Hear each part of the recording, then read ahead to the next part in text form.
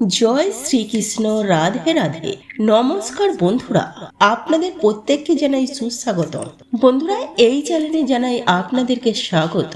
আশা করছি আপনারা ঈশ্বরের কৃপায় সকলে ভালোই আছে। বন্ধুরা, আজকে আমি এই তেজপাতার একটি প্রতিকারের কথা বলবো, যে প্রতিকার আপনার জীবনে অনেক কিছু ভালো বার্তা নিয়ে আসবে। আপনার সৌভাগ্য বাড়াবে জীবনে। আপনার জীবনে থাকা প্রত্যেকটি সমস্যা, প্রত্যেকটি বাধা বিপত্তি, সকল কিছু আপনার জীবন থেকে একেবারে দূর হয়ে যাবে। এই তেজপাতা এমন একটি জিনিস যে এই তেজপাতার মধ্যে এতটা গুণ আছে, যদি আমরা এই তেজপাতাকে সঠিকভাবে মানুষ ব্যবহার করতে পারে, বিধি হিসাবে যদি ব্যবহার করে, তাহলে একজন মানুষের জীবনে থাকা প্রতিটি দুঃখ কষ্ট, যত বেশি দুঃখ কষ্ট থাকুক না কেন, সকল দুঃখ কষ্ট এই তেজপাতা দিয়ে দূর করা যায়। তেজপাতা সাধারণত আমাদের সকলের ঘরেই থাকে এবং এই তেজপাতাটি আপনি ব্যবহার করে আপনার জীবনে থাকা প্রতিটি সমস্যাকে আপনি শেষ করতে পারবেন। আপনার মনোকামনাগুলিকে আপনি পূরণ করতে পারবেন। এই তেজপাতার সাহায্যে আপনার জীবনে ধন সম্পত্তিকেও আপনি বৃদ্ধি করতে পারবেন। এই তেজপাতা দিয়ে আপনার জীবনে যদি এমন দিন চলছে যে কোনো কিছুতেই কাজ হচ্ছে না এবং প্রতিটি জায়গায় আপনি সমস্যার সম্মুখীন হচ্ছেন, বা আপনার হঠাৎ করেই আপনার জীবনে অর্থ সংকট লেগে রয়েছে, টাকা পয়সা আপনার জীবনে জমা হচ্ছে না, সেই সকল কিছুকেই আপনি দূর করতে পারবেন এই তেজপাতা দ্বারা। আর এই তেজপাতা অনেক তান্ত্রিক বিধিতেও ব্যবহার করা হয়ে থাকে এবং এই তেজপাতার যে গন্ধ দেব দেবতার অনেক প্রিয় বা পছন্দের। তাই বন্ধুরা, এই তেজপাতার মধ্যে আছে অনেক বেশি গুণ, এমনকি বিভিন্ন রোগেও এই তেজপাতা ব্যবহার করা হয়। বন্ধুরা, আজকের ভিডিওটি অবশ্যই সম্পূর্ণ দেখুন, কিভাবে আপনি এই তেজপাতার সাহায্যে আপনার জীবনটিকে ভালো করতে পারবেন, আপনার জীবনে সৌভাগ্য ফিরিয়ে আনতে পারেন, আপনার জীবন থেকে অর্থ কষ্টকে দূর করতে পারেন, সেই সকল কিছু আপনি জানতে পারবেন। তো নমস্কার বন্ধুরা, যারা আজকে এই চ্যানেলে নতুন রয়েছেন তারা চ্যানেলটিকে সাবস্ক্রাইব করুন এবং পাশে দেওয়া বেল বাটনটিকে অবশ্যই ক্লিক করুন এবং এই ভিডিওটিকে একটি লাইক করে এবং একটি শেয়ার অবশ্যই করবেন, যাতে ভিডিওটি অন্যরাও দেখে উপকৃত হতে পারে। আর যারা ইতিমধ্যে চ্যানেলটিকে সাবস্ক্রাইব করে রেখেছে তাদেরকে জানাই অসংখ্য ধন্যবাদ। তো চলুন বন্ধুরা, এবার জেনে নেওয়া যাক যে এই তেজপাতা দ্বারা আপনাকে কি করতে হবে। বন্ধুরা, সর্বপ্রথম কথা হচ্ছে, যদি একটি বাড়িতে নজর দোষ লেগে থাকে বা একটি বাড়িতে অপশক্তি সেই বাড়িতে ভর করে থাকে এবং নেগেটিভ এনার্জি যদি বাড়িতে ভরপুর হয়ে থাকে, তাহলে সেই বাড়িতে থাকা প্রতিজন ব্যক্তির ওপর এই নেগেটিভ শক্তির প্রভাব পড়া আরম্ভ করবে। সেই বাড়িতে থাকা প্রতিজন ব্যক্তির মধ্যে নানা ধরনের সমস্যা দেখা দিতে শুরু করবে। সেই বাড়িতে থাকা প্রতিজন ব্যক্তির জীবনে উপার্জন কম হওয়া শুরু করবে। আপনার হাতে অর্থ আসবে না, এমনকি আপনি অর্থ সঞ্চয় করতে পারবেন না। আপনার কাছে যেটুকু অর্থ আসবে, আপনার জীবনে অর্থ আসার পরেও আপনার জীবনে একের পর এক প্রবলেম ক্রিয়েট হবে। বিভিন্ন ধরনের প্রবলেম, একের পর এক প্রবলেম ক্রিয়েট হবে। একটি প্রবলেম শেষ হতে না হতে আবার একটি প্রবলেম শুরু হয়ে যাবে, যদি আপনার বাড়িতে নজর দোষ থেকে থাকে। আর এই নজর দোষ থাকলে আপনার হাজার চেষ্টা করার পরেও আপনি উপার্জন বৃদ্ধি করতে পারবেন না। নজর দোষ থাকলে হাজার চেষ্টা করার পরেও আপনি একটি ভালো চাকরি করতে পারবেন না। নজর দোষ যদি থাকে, আপনার যদি ব্যবসা থাকে, যদি আপনার বাড়িতে নজর দোষ থাকে, তাহলে আপনার ব্যবসাটিও ধীরে ধীরে অনিষ্টের পথে চলে যাবে। তবে নজর দোষকে সর্বপ্রথম আমাদের বাড়ি থেকে দূর করা উচিত। তো বন্ধুরা, তাহলে নজর দোষকে দূর করতে হলে আপনাকে তেজপাতার সাহায্য নিতে হবে। আপনাকে কি করতে হবে, একটি কাজ করে আপনি তেজপাতার সাহায্যে নজর দোষকে দূর করতে পারবেন। বন্ধুরা, এক্ষেত্রে আপনাকে 7টি তেজপাতা নিতে হবে। 7টি অক্ষত তেজপাতা নেবেন। অক্ষত বলতে গেলে যে তেজপাতা সম্পূর্ণ সেই তেজপাতা নেবেন, যেন ছেঁড়া ফাটা না হয়ে থাকে। সম্পূর্ণ ভালো অর্থাৎ নিখুঁত পরিষ্কার পরিচ্ছন্ন 7টি তেজপাতা নেবেন। একই সাথে নেবেন 1 চামচ লবণ। এই দুটি জিনিস দ্বারা আপনি নজর দোষকে দূর করতে পারেন। আপনার বাড়িতে যদি এমন কোনো ব্যক্তি আছে, যে ব্যক্তি হয়তো বহু দিন ধরে ইন্টারভিউ দিচ্ছে, চাকরি কিছুতেই হচ্ছে না, যে বাড়িতে এমন ব্যক্তি আছে বা ব্যবসা করছে যে তার ব্যবসা খারাপ হতে চলছে দিন দিন, বাড়িতে যদি এমন ব্যক্তি থাকে যে কোনো কাজ করতে যাচ্ছে, সেই কাজে সে সফলতা পাচ্ছে না, সেই কাজে সে সাকসেস হতে পারছে না, বাড়ির উপর কারো যদি মিথ্যা প্রতিবাদ লেগে থাকে, মিথ্যা অপবাদ লেগে রয়েছে, যদি কোনো মামলা মোকদ্দমায় জড়িয়ে পড়েছেন, তেমন ব্যক্তির ওপর আপনাকে এই প্রতিকারটি করতে হবে। আপনি নিজেও করতে পারেন বা সেই ব্যক্তিকেও বলতে পারেন সে নিজেও এটিকে করতে পারেন। সেই 7টি নিখুঁত তেজপাতা হাতে নেবেন, ডান হাতে নেবেন এবং একই সাথে নেবেন 1 চামচ লবণ।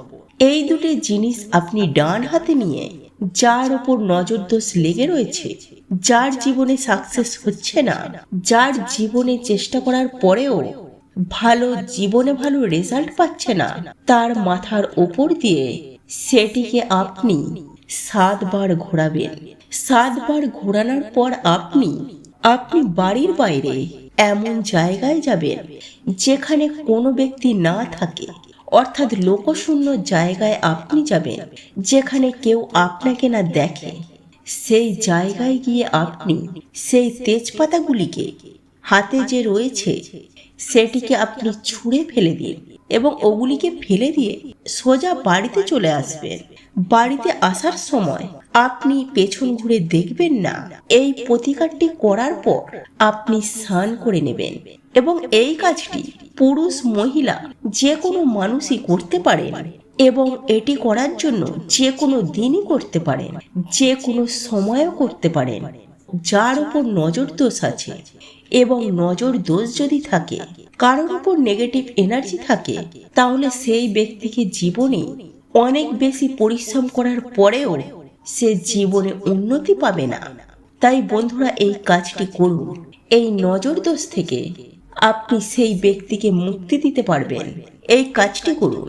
দ্বিতীয়ত হচ্ছে, যদি আপনার কাছ থেকে অযথা টাকা খরচ হয়ে যাচ্ছে, হয়তো এই মাসে আপনি বেশি টাকা পেয়েছেন কিন্তু তার সঙ্গে সঙ্গে টাকাও বেশি খরচা হয়ে যাচ্ছে, হয়তো আপনি উপার্জন বেশি করেছেন কিন্তু আপনার হাত থেকে কোনো না কোনো কারণে উপার্জন যে করেছেন তার থেকে বেশি আপনার খরচ হয়ে যাচ্ছে, তার থেকে বেশি আপনার সেই টাকা চলে যাচ্ছে। আপনি চেষ্টা করেও ব্যাংকে টাকা জমাতে পারছেন না বা বাড়িতে টাকা জমাতে পারছেন না। ছোট বড় স্বপ্নের কথা তো বাদই দিলাম, আপনার দৈনন্দিন জীবনেও আপনি সম্পূর্ণ করতে পারছেন না। এমন যদি হয়ে থাকে তাহলে আপনি এই প্রতিকারটি করুন। আপনি এতে অবশ্যই ভালো রেজাল্ট পাবেন। আপনাকে শুক্রবার দিন এই প্রতিকারটি করতে হবে, আর এই প্রতিকারটি শুক্রবার সন্ধ্যায় করতে হবে।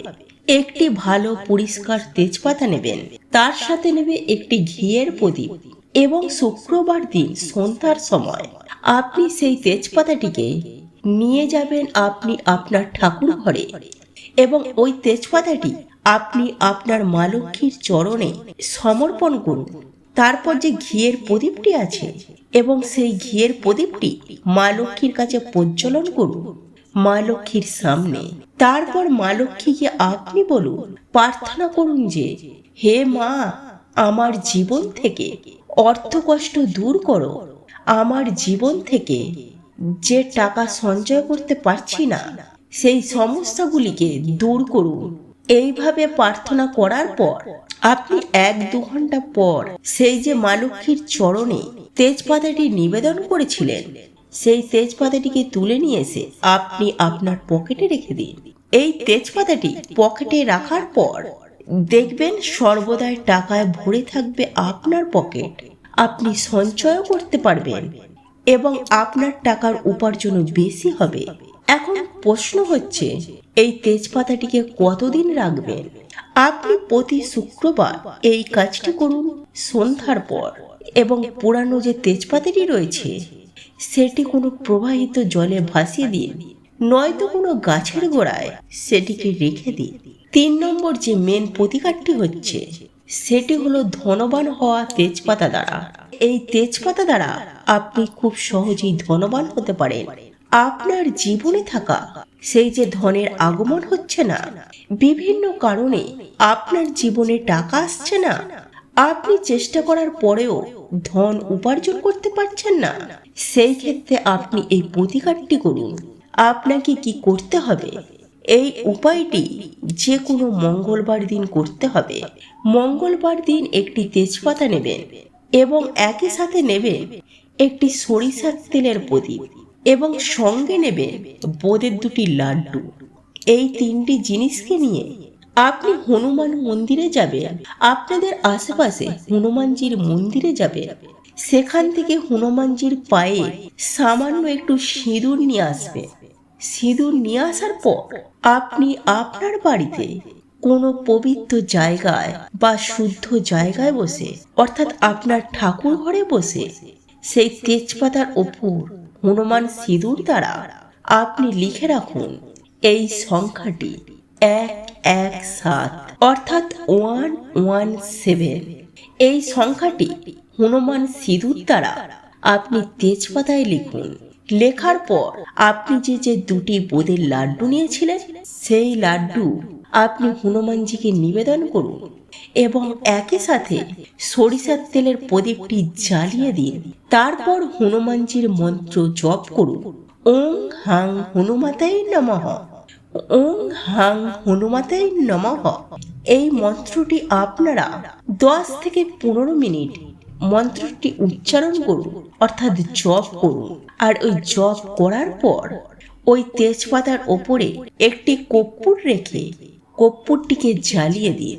কর্পূরটি যখন জ্বলবে, সেই ক্ষেত্রে তেজপাতাটিও, কর্পূরটি যখন জ্বলবে তারপরে তেজপাতাটিও সেই ক্ষেত্রে পুড়ে ছাই হয়ে যাবে। যখন তেজপাতাটি সম্পূর্ণ পুড়ে ছাই হয়ে যাবে, সেই ছাই থেকে সামান্য একটু ছাই তুলে আপনার মস্তকে বা আপনার মাথায় তিলক করুন। বাকি ছাইটুকু নিয়ে আপনার দুয়ারের সামনে, অর্থাৎ ঘরের যে প্রধান দরজা, সেই মেন ডোর, সেই মেন ডোরে সেই ছাইগুলিকে ছিটিয়ে দিন এবং পরের দিন শুদ্ধ জল নিয়ে সেই ছাইগুলিকে ধুয়ে দেবেন। এই প্রতিকারটি করলে আপনার জীবনে যে কারণে ধন প্রাপ্তি হচ্ছে না, অর্থাৎ ধন আসছে না, অর্থাৎ ধনবান হতে পারছেন না, কষ্ট করেও আপনি ধনবান হতে পারছেন না কিছুতেই, তাদের জন্যই এই উপায়টি। এই উপায়টি একবার করুন, আপনার জীবনে যে কারণে ধন নিয়ে সংকট দেখা দিচ্ছে সেই সমস্যাগুলি আপনার জীবন থেকে দূর হবে। তবে বন্ধুরা, যে কোনো প্রতিকার যখনই করবেন সেই প্রতিকারটির ওপর বিশ্বাস রাখবেন, ঈশ্বরের প্রতি বিশ্বাস রাখবেন। মনে যদি বিভিন্ন ধরনের প্রশ্ন এবং মনের সন্দেহ নিয়ে প্রতিকারটি করছেন, তাহলে সেই প্রতিকারে আপনি ভালো রেজাল্ট পাবেন না। কারণ বন্ধুরা, শাস্ত্রে লেখা আছে, বিশ্বাসে মেলায় বস্তু, তর্কে বহুদূর। বন্ধুরা, আশা করছি ভিডিওটি আপনাদের ভালো লেগেছে। ভালো লেগে থাকলে ভিডিওটি লাইক করুন, শেয়ার করুন। যারা আজকের চ্যানেলে নতুন রয়েছে, চ্যানেলটিকে সাবস্ক্রাইব অবশ্যই করুন। আবার দেখা হবে পরবর্তী একটি ভিডিওতে। ততক্ষণে ভালো থাকবেন, সুস্থ থাকবেন। জয় শ্রীকৃষ্ণ। রাধে রাধে।